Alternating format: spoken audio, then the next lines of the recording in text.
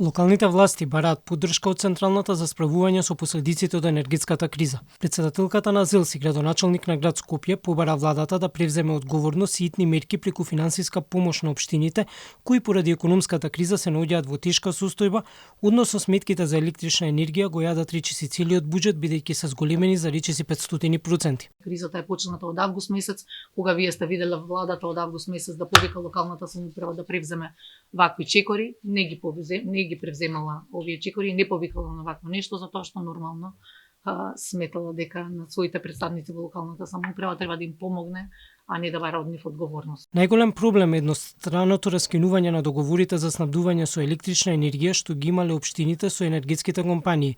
Во Струмица сметките кои изнесувале 7 милиони денари, сега изнесуваат дури 25 милиони денари. Во Ѓурче Петров, например, додека бил активен претходниот договор, сметката за струја изнесувала 700.000 денари, а сега откако е раскинат, сметката надминува 3 милиони денари. Барем владата да излезе во пресвет со да субвенционира разликата во моментов како модел кој што би бил најбрзо апликабилен во делот на финансиска помош према општините, а во меѓувреме исто така силно се заложиме за поголеми капитални инфраструктурни проекти кои би значеле поставување на фотоволтаици на сите јавни објекти кои што се во владение на општината.